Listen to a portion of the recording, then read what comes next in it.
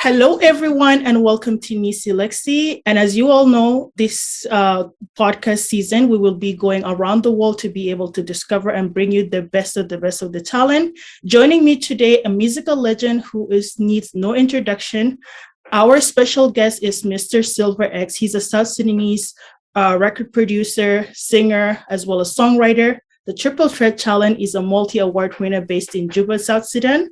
Since the start of his music career, Silver has received many accolades for his success in the music industry and well recognized by the East African countries. He is recognized by countries such as Kenya, South Sudan, as well as Uganda. He is also known for his hit singles, Monia, Time Is Over, Bang Bang, and also my favorite, Salute. His talent and excellency speaks for itself. So today we are super happy to be having him here to share his journey as well as some of his greatest hits and how he came about it. Please allow me to welcome the one and only Mr. Silver X. How are you doing? Hey, it's a pleasure, man. I'm doing good. I'm feeling awesome at this moment, man. I'm good. Awesome. I love your hat. It's super cool. Red is actually my favorite color. Oh, really? Yeah, I love red. Like I have three colors like that. My favorite that is white. It's my favorite color. Black and red. I got three colors. You can always see me on them mostly. Awesome. And you look like a superstar as you are. Oh,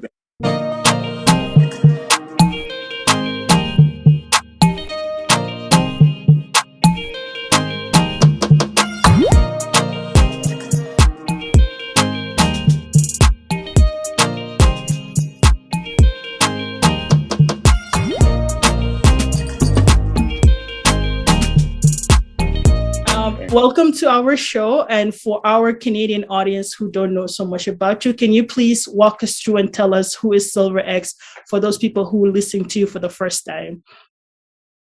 Hey, what's up, everybody else watching us right now around the globe, particularly my people South Sudanese all over the world, and everybody else who's watching up at this particular moment.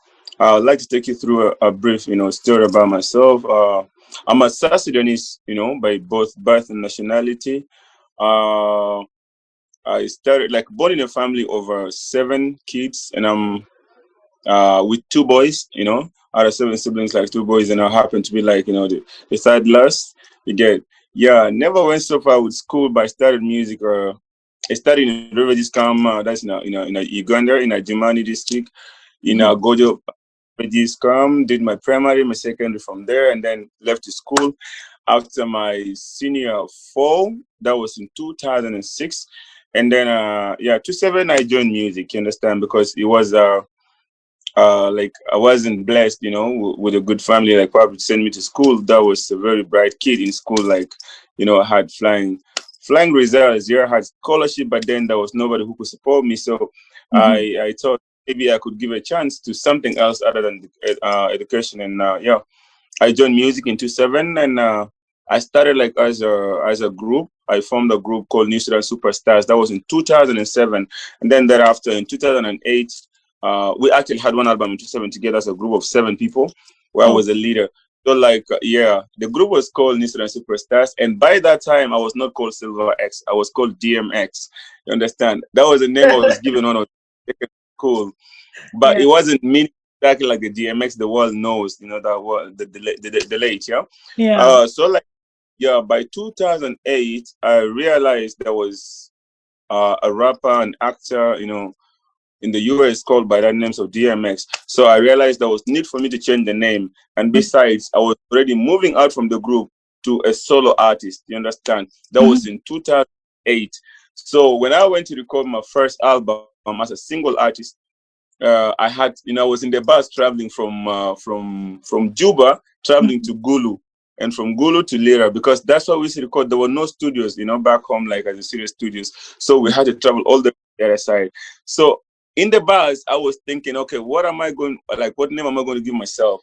And then all the names I was having from high school, I was, thinking, okay, which name is going to fit me? And I wanted a super fly name, not just like a Mia, an ordinary name. Yeah. So I made one of the artists called Cool Clarion. He was another Ugandan artist, and he was my friend by that time. And then I told him, bro, I need to change his name out because there's a rapper out there called DMX, so I'm not going to use that name. I need a name for myself. And then he started telling me, okay, what was your favorite name? Like your colleagues used to call you when you were in school. And I was like, they used to call me Silver because apparently I'm the only student who was allowed to wear a ring. You know, I used to have a silver ring, an earring, let me say, because the whole school, no one was allowed to wear earrings. But me, I had to lie to the school authority. How did you get away with it?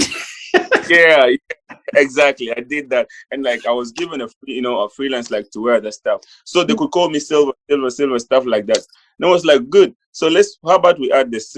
We use the silver, and then we bring the X DMX. But then it won't mean like we don't know what it means in the DMX name. But to me, it actually meant the uniqueness in every soul, in every human. Like Lexy, like you right now, you have that one character that nobody else has in the world. Understand? That's how God is unique. He has created all these 7-point-something billion humans on earth with one character that nobody shares with anybody. So we had to make the name like Silver X. You understand? That was how the name came to Silver X, something super fly. Even in the dark, you can, shine out and stuff. And then the X represents the uniqueness in me, something that only me has it. Nobody else has it, yeah? So yeah, I did my single album in 2008, and that was the birth of Silver X, the birth of HolyLand music empire. And yeah, then it was hard from the beginning. I started from Torit, literally. I had to make sure like I got the Eastern Equatorial region, and then 2009 I did my platinum album. That is the album for Analifu Dunia, Mama Betis Shoko, Madam, Lakin, Mikele Mugali, Come Tomorrow, Anabigataban, Tomorrow to Monday, Akir Toma, Mama. Have you ever heard that song? Yes. That was that, record album. I don't think any album in this country will ever break the record of that album. It sold me out. It sold me out like literally everywhere where there was South Sudanese all over the world. It played in BBC several times, a lot of times, and a lot of media houses, because it was a breakthrough for South Sudan, entertainment. Actually, that was a time people had to understand now. Oh, so music also can be used, to sensitize people on the things going around in the country. And then from there, I shifted from Torid now to Juba, the city, and I had not to face the bigger fights, because already in Eastern Equatoria, my name was already a household name. I had the love, the support from the people and all that. So I had not to face a bigger challenge. And then from there, 2010, the song was the biggest blow all over. You understand? All over. It was number one in every radio station, every chart. Yeah, it took me places all over the world.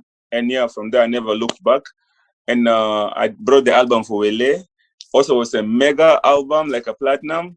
2012, I brought the album for Masura, was also another platinum album.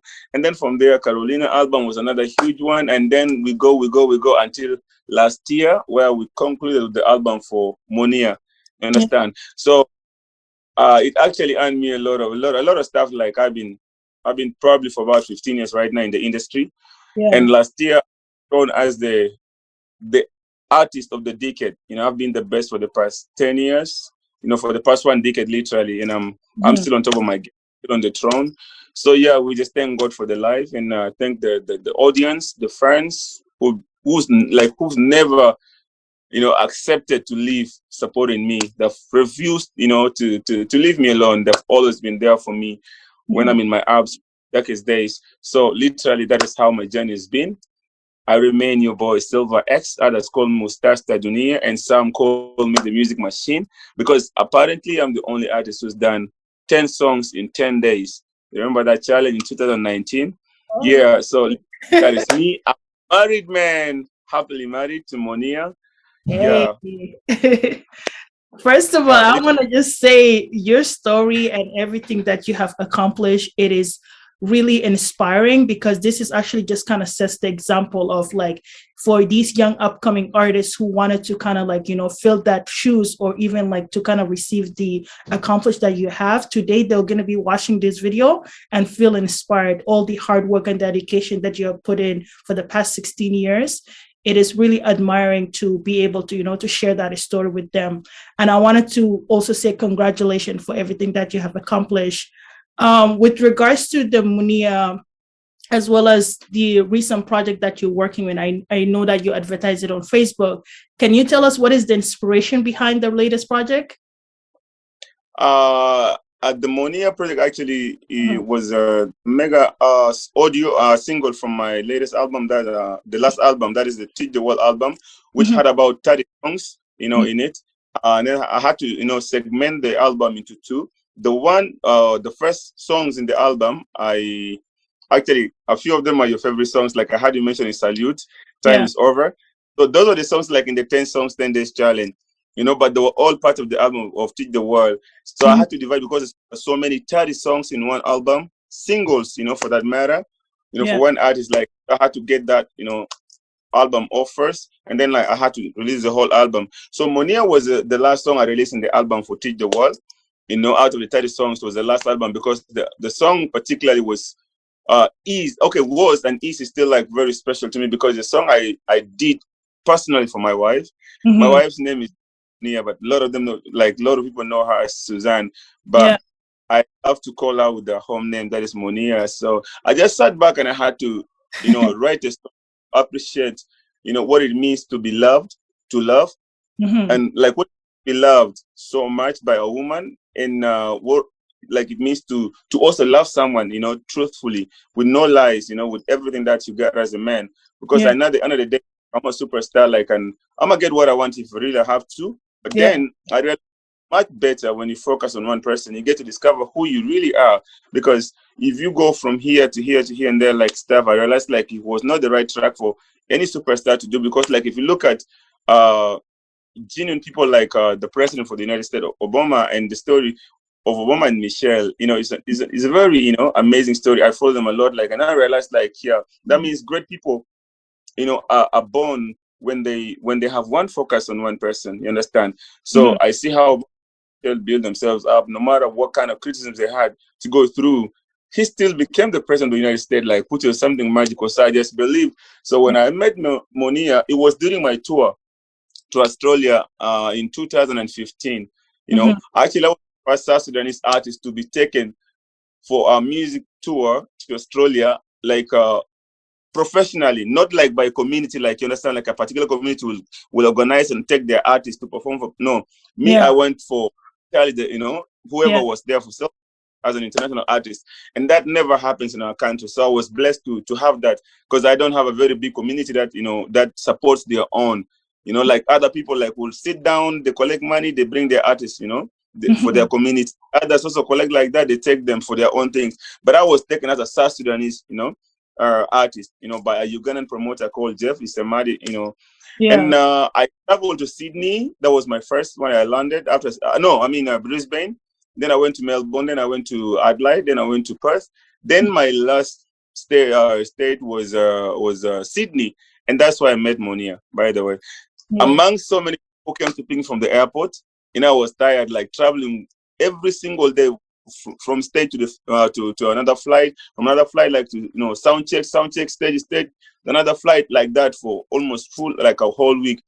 So when I in Sydney, and then there was that one girl who was holding the flowers, because among so many, my people came, so many, my Degigi, Tuko, my tribe, they come with flowers and want to spray all over, and and then that person holding the flowers, and I guess I removed my shades, and then my eyes clicked on her, and then that was how we met, actually. But at that particular moment, I just kept myself professional, I didn't do nothing, not even her name, I didn't even ask her name, but she was meant to take care of me the entire time. When I left, when I got back, traveling back to Africa, that's now when I started thinking, hey, why was I feeling so arrogant? Why was I I didn't even ask her name, her number, whatever it is. But I had to summon my management. That took me, I had to look for her number and got it. Then, little by little, we connected. We got to know each other better. And then, that's how things build up. So I wanted to write a song for that kind of a woman, And when she came to my, changed so many things into me. She made me the man I am today. And I guess I was like just being grateful when I was in the studio. I was just having those imaginations, and I think the best I could bring out was that song of Monia. I had to bring the old Silver X and the new Silver X and then put it together. And I had to bring my producer Linus all the way from Juba to Kampala to sit there with me in the studio and help me achieve what I wanted in that song particularly. Mm. And when the song out, you know, I was more than excited because the people received it well, and you too love the song. So I believe probably I reached up to 98% of what I wanted from that song particularly. That is actually a very inspiring story, because there's always this quote in Bible where it says, who find a good wife find a good thing. So I feel like that story, it just kind of resonates to that. Yeah. So it's very good. I love it. Thanks. Awesome. And this is very kind of like, you know, I know also you mentioned the Obama. I also admire their relationship and their portfolio, how they're able to kind of like connect and resonate with each other and support each other. So I feel like you finding that it's a blessing. It's like a lot of people, they are still looking for that kind of stuff. So this is just kind of give you like another inspiration for people who kind of like sees your relationship, sees your music. They be able to be like, okay, you know what, I want to focus on one woman, focus on my career, and do that as well. Exactly. You know, that's what everybody should do, because right now, like we say, you know, gone are those days like where I used to think like, okay, you know, fame, of course, with fame and some money around you, you know, you can get anything you want, but at the end of the day, you cannot build a life that you want, because you will go today from Neecee, you go to another person, and you think like, yeah, because you're a star, you can do what you want to do. But I think that there comes a moment like you sit back and be like, I think I need to change, you know, I need to figure a future for myself. You know, now having my daughter like, you know, 15, and, you know, I have kids here and there, I have a wife, you know, you have to respect yourself, and have like millions of South Sudanese all over the world who are, you know, who are seeing me as an inspiration, you know, as an example in front of them. That means like I have to behave myself, because a lot of kids have grown, you know, looking up to me. So it was high time for me to drop down. However, it was like that childish kind of, you know, behavior, like because of fame, the excitement and stuff. So fame does not excite me anymore. Not fame, not money, but right now what excites me like is family and the audience that support me and the music that I do. That's what I focus on. And I think sometimes maturity, let me say age, gets you mature. And once you mature, you get to see things right. And also like when you travel, you get to see, you know, what happens outside the world. But if you're within one place like this, you will not realize what happens outside, you know, your territory. Yeah. I guess these are a few things like that the people can, you know, get to pick up from. You know, it's not a must for everybody to get married, but if you're blessed, if God says, yeah, it's your chance, you know, you're going to have a good person, then it's a blessing. You know, marriage is just it's not an ordinary thing, you know, it's a blessing sometimes. That's why you get married to another person, it doesn't work out. People think you're, you know, irresponsible person, and tomorrow you try another and it doesn't work out. But then when the right person comes, you will definitely settle. That's for sure. That's for sure. This is really a great, inspiring advice that, you know, you're giving out to our youth and young people to be able to kind of like take in. And from just also your experience, I know you said a lot of times it's like now you're very intentional with the things you do. It's not just about fame. It's about knowing purpose, knowing what exactly you want to do. So what do you think is the best strategy that any South Sudanese artist that currently want upcoming that can use to be able to become an excellent globally? Because I know you have reached that global scale of where you'll be able to kind of like, you know, go anywhere and people would respect your presence because you have done your work for the past 16 years. So what's your advice for them for best strategy that they can take? I think one of the most important points is that, you know, being intentional about what you do. You just mentioned it like, and, you know, I felt so happy. You know, that's one thing that people don't get to see. But having heard it from you, you know, makes me feel so very much, you know, like upright into this. Like, you know, it makes me feel like a lot of us like know what really it means, you know, to be successful. That's one of the things. That's one of the points. Like, you know, you be intentional about whatever you do. Like me, I don't do my music to play, you understand? I don't do it like for fun. I don't do it like just, you know, because my friend does it. Like, you know, whatever I do with it, like I mean it, you know, I mean every single drop of what I do as an artist. But just like to just make it like very simple for my colleagues or for the young ones growing up, I would not say you should use the same logic, you know, the same logic or the same method I use, you know, to become who I am.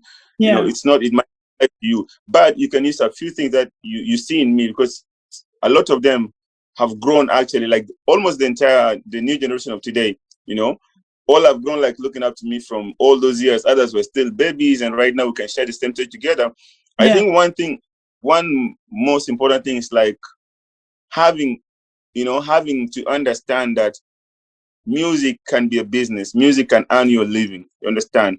Mm-hmm. That's being intentional about it. You have to remind yourself every time that, like, when you go to the studio, you're just not going to sing something that's going to just be there, here and there and stuff. You're going to sing something that can bring for you food on your table. Secondly, you have to be disciplined. You understand? You have to be very, very disciplined, because a lot of artists have come with one hit or two hits, if at most, and then they become so indisciplined.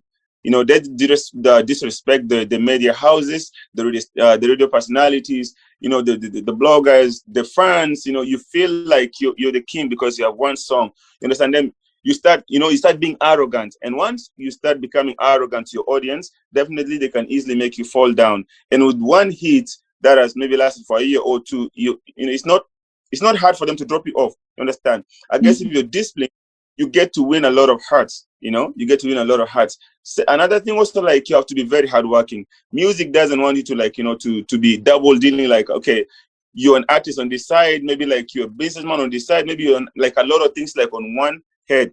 Music is like a woman. No woman wants their man, to be cheating them.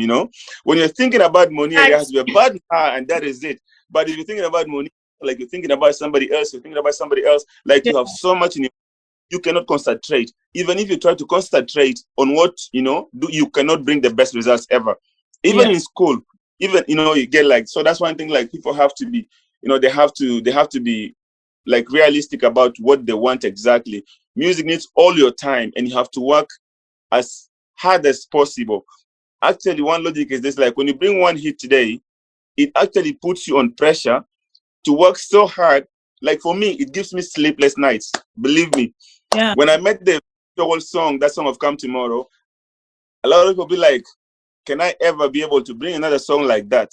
And then that pressure was on me too much. I had so many tours. I was everywhere, all over the place. No single poster would be placed in Juba on the streets without my name, without my image. I was all over the place. I had time for the studio for almost a year. And then I had to sit back. Then I brought the Wele song. It was a bang. Then I another one. So, like, one hit should put you on pressure to bring another one. Understand? Don't just sleep. Okay, like, I have a hit song and then I sit back home. The small money that comes in, I eat it off. What about when the money gets done tomorrow? You get. So, like, these are things. Another thing also, like, is like you have to be a good listener. Learn from the ones who are. You understand? Like, for us there, like, during our time when we were kids, there were those of Emmanuel Kembe, the Gordon Combs, John Kuduzes, like, we looked up to them. We showed them respect. When they are there, we know they are our elders. We never had any beef with them. Unlike today, an artist records one song that probably only has it on his phone and sends through Bluetooth or through WhatsApp to his friend, and has the guts to come and say he wants to beef Silver X or any other artist like of my caliber. A lot of respect. Maybe that comes to generational kind of change. These kids of 21st, millennium, like, these kids, they play too much. You get. Because one song and wants to sit with you on the same table and discuss with you issues, you get. So, like, they want to, pull their shoulders up. I think that's one of the biggest factors that is affecting our artists of today. I hope if they can change and learn to listen from the elders, keep them the respect. If you have one hit and others are falling, I understand it's because of, time changes, but never lose respect for your elders. It's just like in a family. Your mom, your dad, your elder brother will remain your elder brother. Your elder sister will remain your elder sister. You cannot change that logic. The same thing with the industry, understand? You can come and you become successful like as a last born. You can be successful like business-wise, and your elder brother might not be successful, but that does not mean like you should disrespect your elders. Your elders, understand? Your parents can very, very poor, but if God blesses you today and you become successful, you're not going to insult them. You're going to help them. And they will still send you and tell you, what, listen, go and buy for me bread from the shop, and you will go. It doesn't really matter. So it's just a few things that have to learn. Yeah. And also like they should not like completely copy a lifestyle. Like today, a lot of these young kids, everybody wants to copy what Whiskey does. Even on stage, when they go to the city, they want to sing like how Whiskey sings, how the video sings, like how Chris. It doesn't work like that. Yeah. You can learn from them how they do their things, but then apply it in your own way. You understand? That's the only way you can break through. But if you want to come and sing completely like Silver X, okay, but then you're not going to break through because people will still feel it is Silver X. You get, but then like for me, and then apply it in your own way, create something that is you, you know, like there's something that's about this is this, and I go out from a distance, people will know, yeah, that's Silver X. You understand? When you hear a song, even if you don't see my name mentioned to the song, but you, if you're really my fan, you will know that is Silver X. So like you need to have a like something that symbolizes you, you know. Yeah. I guess these are a few things like the artist can, but there are a lot of things that has to do to build a successful artist. I love every single thing that you have mentioned. I feel like it's very, very vital, and especially with the fact that you said knowing yourself and then trying not to be like stay humble. That's like a very key thing, not trying to be arrogant and all that stuff. And I feel like a lot of them, they're kind of missing out the point. They feel like, okay, if I have one hit, they start to become so arrogant with that one hit, but then you just become a one-hit wonder and then you disappear the next 3 decades, right? Yeah. So I love the fact that you mentioned that. And then also the fact that you said stay focused and treat the music like business, you know? And exactly. This is very key. Even for me as an entrepreneur, I have to be able to, like, if there's some things I might not know, I have to study or I have to reach out to people that been in the industry for so long and kind of learn from them and then use them as, like, you know, because they have walked the walk and they'll be able to teach me and I can learn from them, as opposed to like, oh, I want to compete with them and things like that. So I love the fact that you mentioned that point. It's very strong. Yeah. Thank you. You're welcome. And then we also 3 months ago, you have also released like a full album titled Teach World. Can you Teach the World? Yeah, Teach the World. Can you tell me more about that specific project? Because I feel like you have so much wisdom and I want to be able to hear it and also kind of like pass it on to my audience. Okay, like when normally when I choose the album titles, like gone are those days, like, you know, we could choose album titles like based on the hit song in the album, you know, like those days have you see, Wele was a big hit, and then the album became automatically Wele. So the show was a big hit, the album became, you know, the name of the song. But then like these days, when you look at the music industry, the industry changes every single day, you know, and then we have to learn and blend a little bit. You get, though our people like a little bit, you know, unpredictable, or let me say like they're a little bit, you know, not willing to change, you know, they're a little bit not willing to change. People can still come and be like, Silver, I love the way you used to sing those days. Please, can you bring back the Silver X we used to know? Hey, that was about 10 years ago. Where are we right now? Is a decade really gone already? You get, those years we used to listen to the P Squares and all this, but now today you listen to Wizkid and David, you know, so much difference has happened. You know, people need to change onto that. When I did that album for Teach the World, because since 2016, when the music just and like literally I introduced this thing called dancehall music and stuff, dancehall music, dancehall hip hop, this modern music in South Sudan, I actually blew it out, and every artist who was coming by that time wanted to sing like so, wanted to do dancehall. That's why you see every artist was coming to the same style that I was doing. You know, it was huge. So from there, like when the music changed, like the Afrobeat was born. You know, it was taking over, you know, Africa beat by beat. And then like, we had to learn from this. And then when I dropped my first song in that way, the song I think was called Moya Ena. And people were like, the song is nice, like super nice. The song was very super nice. Lyrically, melodically, you know, instrumentally. The video actually took 5 awards. But then people still do not love it like they love the other songs. They be like, Silver, we want you to sing the other, you know, the same way it was before. And then when I also like, when I met my wife and then I made it public, and then people were like saying, oh, you know, oh, my wife is this and that. You know how the public comes into your family issues and make it like their own business. You understand? Yeah. But being in this game, I mean, whatever you say about me is your own responsibility. It doesn't really matter, you know, to me. A lot of people say a lot of negative things about me, about my wife, and here and there. So, and then I realized it was arrogance. You understand? It was arrogance, a lack of exposure, lack of knowledge. You know, like if you've never traveled outside your mother's, you know, you've never eaten any food apart from the one your mom cooks, you will never know that there are other better cooks outside. But if you travel out and you taste different meals from outside, you will know probably mom is not, you know, your mother's food is not the best. So literally our people, still were a little bit stuck into the old school life. So when I said teach the world, I wanted to educate them in every song that I sang in the in the album. So every song had a sense of message in it, like completely. Like every song, I did not release any song in that album like just for like that, every song had a sense of message in it that could change a life, one or two, understand? And that's why we named it like Teach the World. And a lot of songs from there, like Time Is Over, Salute, Easy Come, Easy Go. That was actually majorly I did for you. If you want a good life, yeah, my brother work for it, yeah. Easy come, easy go, easy come, easy go. Like you find a lot of youth today only depend on parents have provided for them. Like today, your father is a minister or you're close to the president, these guys in the government stuff. Money is not their problem. Cars is not their problem. Home, they live a very luxurious life that they have not worked for even a single bit of it. They don't even know how that money came about, you get. And then everything they have is for their parents, but they tend to, they brag around to us who work so hard to be who we are. And then I'd be like, okay, I think I had to pass a message. Like that I said, if you want a good life, you have to work for it. Easy come, easy go. What comes easily goes. Because next tomorrow, if your pap is not there or your mom is not there, he goes with them all because nobody will be bringing in. And then you won't be able to survive without them, you get. So literally what you work, if you want a good life, you have to work for it. You understand? Not just wait for things to come here and there. You're my sister, you're outside in Canada, you're like, hey, sis, I need this and that. You send for me. Tomorrow, if you're not there, what's going to happen to me? Definitely life disappears out. You get, and a lot of that happens in the country. So the song was very educative, like very, very up to 90% or up to 80% educative. And also like for the industry, that time when I was in Uganda, like when I was still based in Kampala, a lot of these, young artists could come around, make one hit here and there, and then start making noise. Oh, they are the best. Oh, they are this and that. That's why I sang the song of like, your time is over.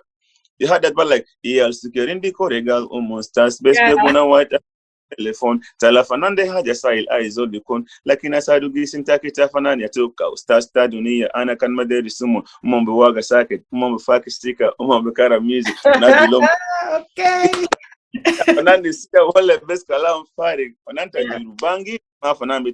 So it was a signal I was sending to the artist. You get the fact that I wasn't here in the country gave them so much space. There was nobody to direct them on what to do. You get so anybody come and just jump into the industry and think, like when the boat is floating on the water, on the ocean, and there is no captain to to sail it, it's just going to move around. It won't go anywhere. That's how the industry was. It was very stuck. Anybody just can come and mingle there. Nobody even knows what happens, where the boat is heading. So I had to send them that signal, be like, I'm coming back and your time is over. I gave you guys enough time to play, but I'm coming back for the throne. And literally I came back and the same year of 2019, they knew what happened. We began the industry. We revived everything about the industry, swept everything off, shut down every light, and then opened the lights again afresh. With the 10 songs, then they started how it was. And then everybody got back to the seats. And then they'll be like, now we can start the movement. You understand? The good ones can continue with us. The ones who are not meant for the industry, you can join your comedy, you can do anything else, you can be a dancer, anything else, but not as an artist. You get. And that was the year actually was a silver X year for that album, and then actually won about 6 accolades for best artist of the year. South Sudan Music Awards, South Sudan Entertainment Awards, ST Awards Nairobi, South Sudan Entertainment Awards in Kampala, Susa Awards in Juba, and I don't know. I think what there were a lot of awards that year actually. So I carried all of those awards. Probably I had about 15 awards in 1 year. And that and that like it was a very hard monsoon stuff, but the album was educative, to fix up the country. Others also were social issues like talking about Gurusha Belede, how people carry the money from from our country and take the money and invest it outside, like in Kenya. Uganda is developing because of our money. Kenya is developing because of our money. Like a lot of our guys with the money spend this money buying estates, estates, big hotels, big mansions here just in Kampala. You find almost the whole area of Munyonyo is owned by South Sudanese. Where is that money coming from? If they could invest that money in our country, don't you think Juba by now would be something else? It could be, right? Yeah. They still send, their children to Uganda to study, to Kenya to study, to Australia, to Canada, everywhere. and there are no schools here. The poor ones like us are the ones who stay here, and our children study here, and this, weak education. Because if their schools were good, why would they be sending their kids to Uganda, to other foreign countries? If their hospitals were good, why would they be sending their kids to the other side? You understand? So literally, it's important that we invest our money in our country. Let's build the roads, the hospitals, clean water, security, provide schools, so that like we don't have to, take our money and invest them outside. Have you seen any foreigner from these neighboring countries coming to invest in South Sudan? No, unless it's brought by South Sudan. It's just, you get. So majorly, this is how the album was talking about. You get.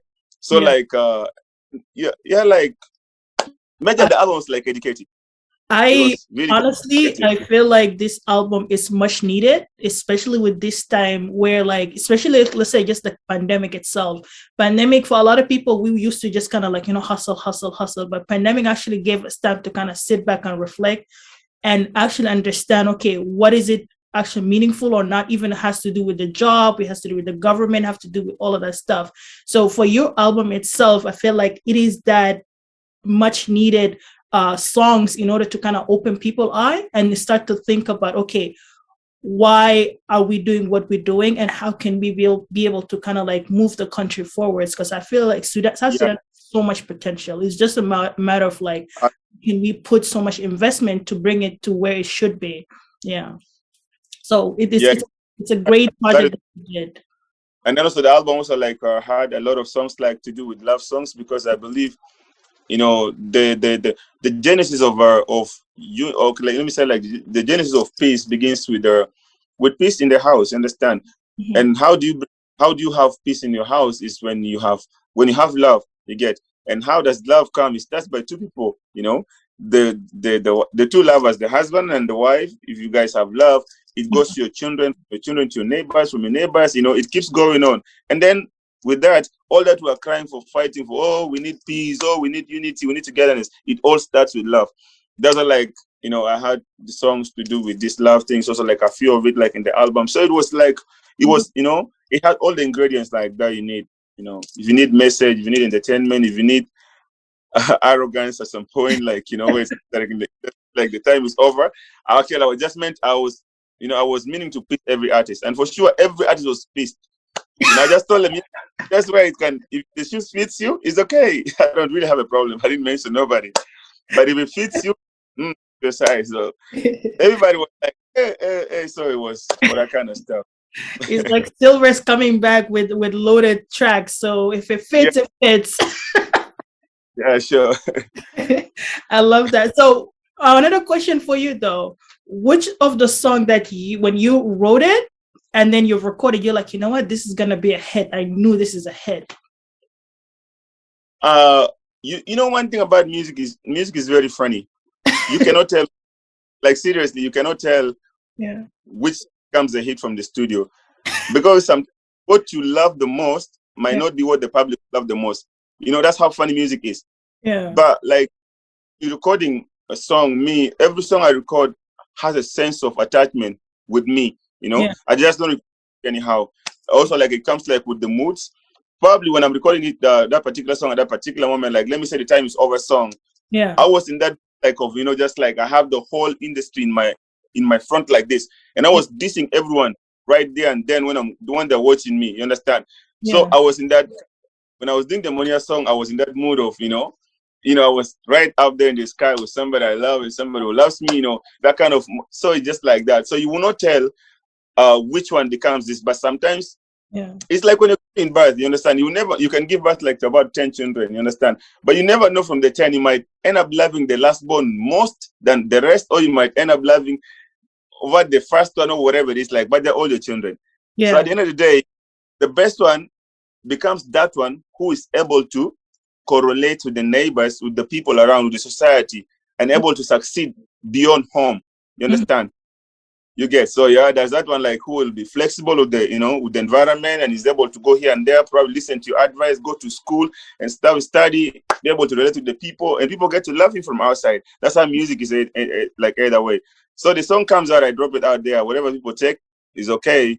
But yeah, Monia was very special to me. Easy Come Easy Go was very special to me. And when I was doing the Time Is Over song, I just was doing it like, for fun, and just like, put everybody out there. And then there were some songs which are a little bit also like emotional, like seeing Guru Sabele, kind of stuff. And but particularly I knew Monia would be a big song, because I took my time to work on it, and I brought in the Silver X, the old Silver X. If you hear like me singing from in some parts, you think it brings you like the sense of Silver X, the Tabedi, like the old one, and then somewhere else you think like it is the new version of him today. So, and the production, the mastering, and everything was on point. I give a credit to my liners, because I also gave him enough time, to do his thing. I did not rush him out for the whole project. So I guess, but album was a great one though. Thanks. Awesome. That's really amazing. I love it. So now let's transition from just you being an artist to a businessman. So you are the CEO of HolyLand Music Empire. Can you tell us more about that specific, like your music business and empire that you're currently working for?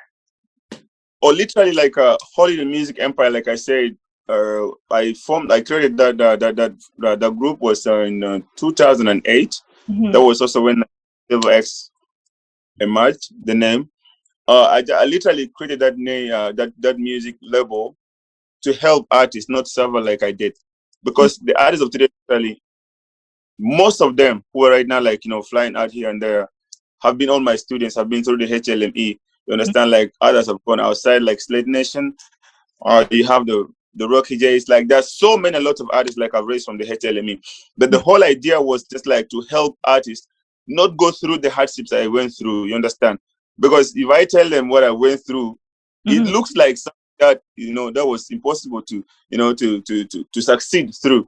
But then I gave them like we give them platforms. We give them platform. We identify talent, then we see what they're capable of doing. And then we give them a platform like to become, to reach their dreams. Understand? There's so many artists of like who have helped, and sometimes we give them records, like they record their albums. We do for them video. But it depends also like on how hardworking you are. You understand? Within HolyLand, like we have management of artists, and then also like we have a record label that is International Records. That is a studio I created in Kampala when I went to 16 to 17 or so. Not because I don't like this thing of going to record in people's studios. Sometimes I like to record at my own comfort zone, either in the house or in my own studio, where nobody comes and tells me, hey, your time is up and some stuff. Because music, those are gone are those days like you can go to a studio and then someone will give you 2 hours. When your 2 hours is finished, they tell you go come tomorrow, this and that. No, this is a moment like somebody has to sit back and do music at your own pace. Understand? Again. So like we have a record label that is International Records. Then we have a HolyLand Music Empire that is like a group of artists who come together, and who come together, work together for the betterment of each other. And they help me where I need them. I help them where they need me. So we keep helping each other. That is in HolyLand. It's like a family. You understand? A family. Love, care for each other, understanding, and all that. Like you watch my back, I watch your back. I'm not bigger than you, you're not bigger than me. But then we're just there, like just like brothers, brothers and sisters. And then we have the record label. But all along, we have a manager that is Chris Martin, who oversees the artists, and I just I oversee everything else. And also my wife is part of the management for HLME. They get to see what do we do for this and that, because with the industry of today in South Sudan, not so many artists earn anything from their music, like especially the new ones, the new artists. It's very hard for someone to get paid out of their own songs. You can sing in this country for so many years without even getting a gig. You can be in posters because you want to shine out. That's how fun it is, like back on this side. So we end up like helping them, with the little that we have, we make here and there, and then make sure like we invest in them, hoping that tomorrow they become better than me and they can also be able to help other people. So that's really cool.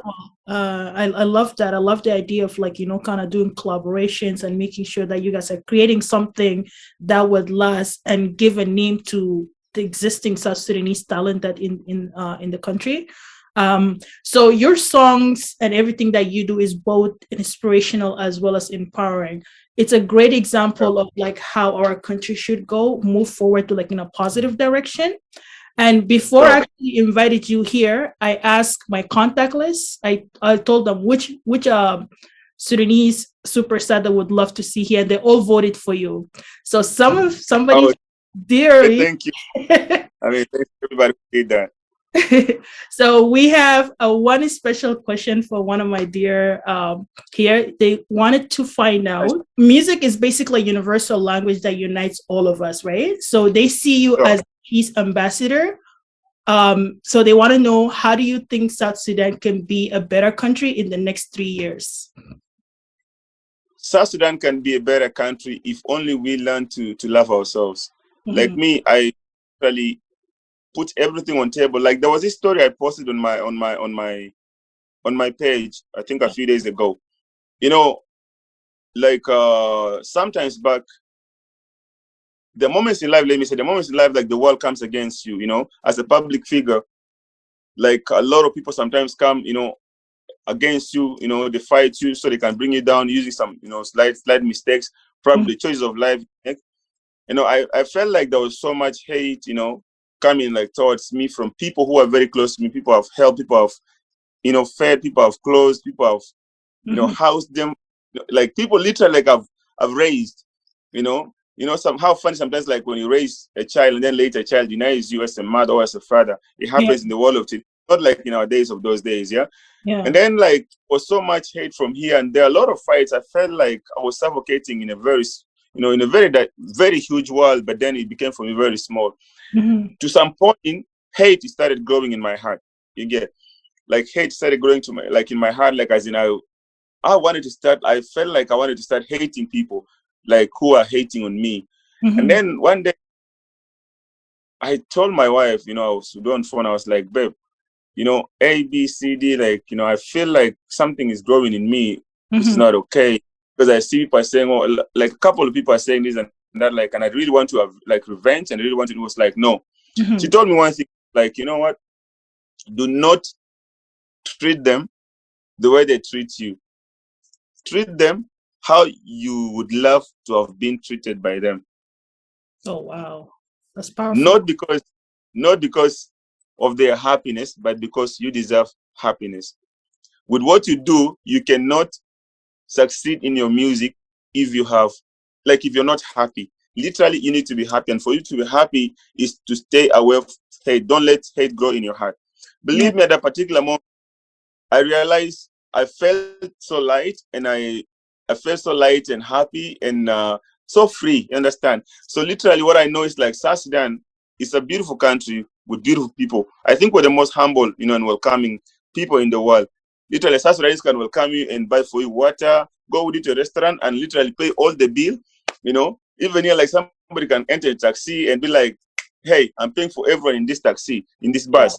For the bill, you know, for my table. But for you guys outside, when you go with your even close friend, you should, right? No, it depends. Some friends are really like, it depends on the culture. They might be able to pay it all, but most time we like split the bills.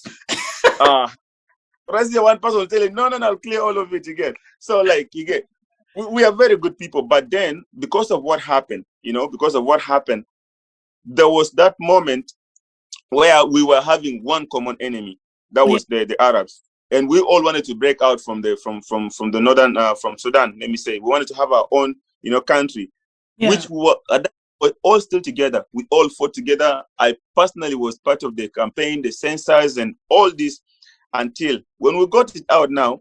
2010 were okay, 11 after the referendum were okay, 13 when 13 came.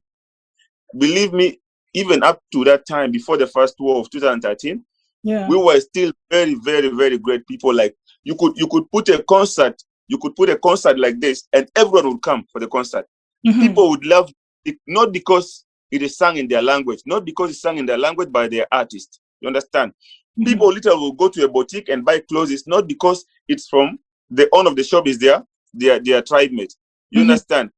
Go to a restaurant and eat from that restaurant, not because, you know. But then after the war of 2013, believe me, things, you know, bisected, woo, like this. Wow. From here, then another one after the one of 2016. now went into small bisections. Wow. That is how the country is completely damaged. Completely was actually damaged to that extent. To an extent now, as an art, it literally, when you put a concert, it's actually your community who's going to come for your concert, whether in Kampala, whether here, like that is how it was broken down. But so like if we're able to let go of all these things out and let love take control, bit by bit, let the healing, let's heal out from all these things out and learn to love each other, beginning with ourselves from our small families and extend it out and be able to forgive and forget the past that happened. Every country went through what we're going through right now. And I believe with time, all this is going to go off. One, if we have love in our hearts. Two, we should embrace the spirit of forgiveness and letting go whatever has happened. And then let's try to now focus, put only one thing in our hearts. Let's be proud as a flag. You understand? An American will go out and be very proud to tell you, I'm an American. You understand? But South Sudanese will go somewhere and then be like, I'm a South Sudanese. They'll be like, which tribe? Have you asked an American, which tribe are you from? Let's be honest. Actually, that's one of the things, like whenever, like say, because in my social media, I don't mention that which tribe I am. I just say I'm Sudanese. Exactly. And people always trying to DM me and find it like, okay, which tribe? I'm like, does it even matter? Because out here, people in Canada, people don't care. Yeah. Yeah, so Major, I think like if we try not to all let that go off of asking you tribe and stuff like this, like we're South Sudanese, you understand? We just embrace that like that. Probably we'll be able to forget our differences. I believe it will be very, very easy for us to get back to the same boat and move on and faster from where we are right now. But otherwise, like with the grace of God, definitely we also need a lot of prayers because without God, sometimes nothing is achievable. That's true. And I definitely feel so I believe we all need to put our heart together and then lay our problems off. Yeah, I guess that's what we should do. But then like in 2-3 years, like this year, the past year, 2021, has been a very beautiful year. No chaos anywhere, no whatever. Even right now, like you move, like you feel like some light, some light is coming. Like you feel some light is coming in and yeah. So I guess if we're able to love and let go of the past, forgive and forget. Awesome. Yeah. And I feel like with the spirit that we have this year, so hopefully they continue it like that, it would bring a lot of peace to the nation and also like help us grow as well. The last question that I want to ask you, because I know we're going a little bit over time, what is one of your most memorable moment as an artist so far for the past 16 years that you're like, wow, this is one of the best moments I ever had, apart from your wife? I know that's probably like on the top list. Yeah. Okay, as a child who's grown up without a father, raised by a single mother who's never gone to school, who's never had a job. The only job my mom did was go to the garden, a hoe and a panga, probably digging and selling firewood, making this local brew alcohol, like to raise us up. I must say, big kudos to my mom, and she's still alive. Whatever I do it for her.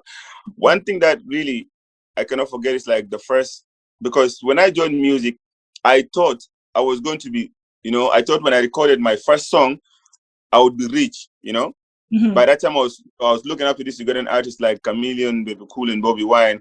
I was in, senior 2, senior 1, 3 there. So people are saying, these guys are rich, they have too much money and they have no problems.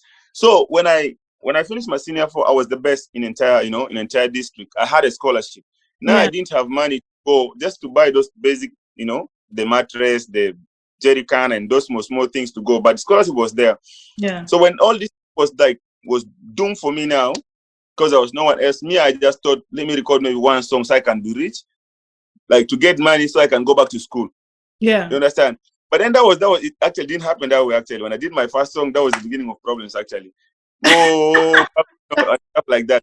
But the most special moment when the song for the show blew out for me.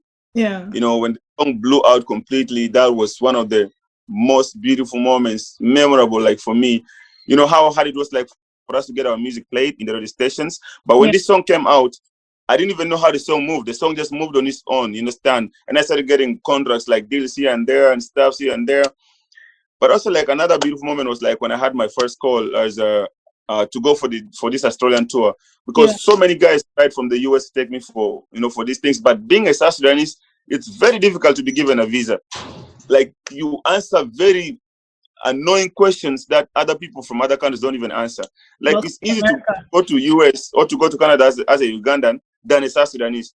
They all think you're going there to remain, which is, you know, something that is so a bit, because of the war, they think every South Sudanese who goes out there, they want to go and remain. So they want to know how much you have in your account, how many assets you have, what, your mother, your father. Oh, hey, I'm just going for a music tour for a day or two and I come back. You know, there's no need for all these kind of things. So I tried, some people tried, but one person tried. And when it was successful and he told me, hey, bro, your visa is ready, you know, for your Australian tour.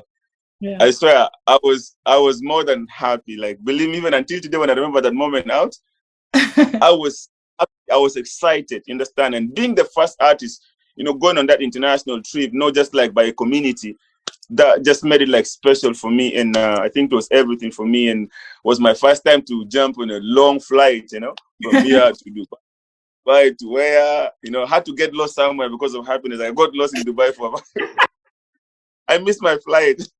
Oh no. You know, I was there for 24 hours at the airport.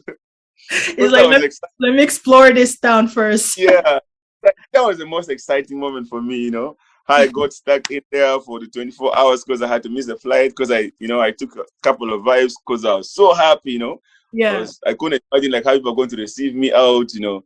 Because when artists come to South Sudan, like this international artists, when they come, how they received flowers, what people come and stuff, journalists. So I was expecting that kind of feeling. Then boom, I missed my flight. But again, I had to catch the next one. And then, but it was awesome. That was the best moment of my career.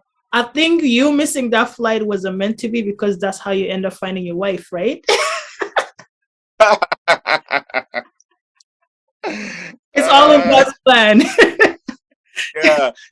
I missed the flight on my way when I was just going from Entebbe to Dubai. I was on a transit, you understand? Yeah. So I was supposed to catch a flight to Brisbane. But because I've never been in that kind of, that kind of connection of flights, I was just used to from here, woo, Entebbe, woo, Kenya, woo, these near places one way. But now you have to go and connect. I was there, they'd be like, over what Brisbane is 16A gate, something like that. Yeah. But my gate was different. I went and started a different gate. Oh, no. I passed. But the whole process, like from the moment they announced like my visa being out, and then my manager called me around this time, was like, hey buddy, where are you? I was like, I'm home. Was like, I have good news for you. I was like, tell me. I was like, no, I'm going to tell you like music. And then when he broke the news to me, it was amazing. It was amazing. And until today, I still feel happy, understand? That's really good. Yeah. It was good for me. And actually, 2020, I was also supposed to have I was supposed to go to Australia again, and then US, and then Canada. Mm-hmm. But then the visas were also approved, and then COVID hit. So I also had to miss all the other tours. But that was that was the best moment of my career. We would love to have you in Canada. So hopefully this COVID ends and we can see you here. Make sure you come to Toronto, though, if you're going to come to Canada. We used to read where you guys stay right now. You make us, like, I'd be asking myself, why did they teach us the geography of North America? We learned the thing of Toronto, Vancouver. You guys are living in there right now. We were reading these things in books, these cities, man. I was like, what the hell was wrong with the world? Like, seriously. All these things, and they're like, what the hell is wrong with the world? Yeah, we are deep into you're teaching us history of, geography of a whole lot of different kind of places. They're giving you guys the Canadian American dream, so that in case you got, you know it. Like, this is not what the hell is wrong with these people? I read in books, but you're living in there, right? It's amazing. Hopefully one day we get to catch up together in those places. Well, most definitely, it will be an honor to have you in Canada, especially Toronto specifically. So when you come here first, then you can go anywhere in the country. Amazing. Yeah, and last but not least, obviously, I wanted to know what is in the next 2 years or 5 years, what can we expect from Silver X? What is your big plan? Actually, my 5 years plan probably is already like in literally 5 years from now. I don't really want to say like I want to be like, you know, a world superstar. Definitely like everybody could be a world superstar in their own different ways. Also like the magnitude, you know, of your stardom also like, you know, diverse. But I hope, you know, next 5 years I could be, you know, known to at least 3/4, 4/4 of the world, you know, not just, you know, I want to be big. Like I want to be among the biggest artists in Africa, definitely, not just East Africa. And I believe it's not impossible because when I started, there was nothing completely so possible. But today, I believe all is achievable. You understand? Just a matter of time, and I'm working towards that. And I just want to know, like, as in, I started already working on what I want to be in the next 5 years from now. And this year, I'm dropping a brand new album. The album is called Walk the Talk. Every single song in that album is a masterpiece. Is like on international level. That's why we released the song of Moya Ena is out of it, and then my current song, the latest song, Mashakil Tabet, also like is from that album. And hopefully this coming month I'll be dropping you guys a video for Moya Ena, and maybe March or April I'll be dropping the album itself. It's called Walk the Talk, because when the people talked a lot, you know, when people talk a lot about you, sometimes it's better to keep quiet and just walk the talk.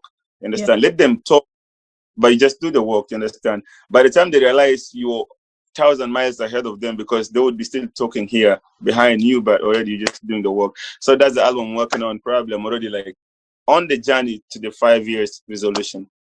With regards to walk the talk, my younger brother always say that your haters make you famous. So if they're hating, that means you're doing better. You're doing something at least. Exactly. So with that being said, it was been a really pleasure talking to you. I enjoy our conversation, and I'm going to be super excited if you ever land in Canada. So please make that happen. And thank you so much for being here. It was an honor to have you. And I hope a lot of people who have been tuning in to our chat today, they got inspired. They took a lot of information and messages. And for those upcoming artists, make sure to connect with him, follow him on social media. I'll be dropping all the link in description for his. You can go to Facebook, Silver X, as well as YouTube. I'll be posting all the information. Once again, Silver, it was a great honor to have you here. Thank you so much for your time. Right, Neecee, you're like an amazing person. You know, so many people sometimes find it very hard to interact with me on platforms like this. Some are scared, some are this and that, but you're awesome at what you do. Keep doing what you do. Expose our cultures out. Expose our music out. This should not end with me today. You know, there's so many super talented artists in this country. Please give them the platform whenever you have the chance. Thank you so much for reaching out. I love you guys, and my name remains Silver X Star Dunia. Saga kede faga wata saga hagiga kede wona sira bona kede asma. Hey, thank you so much. Appreciate it. I love you guys. Take care. Bye bye.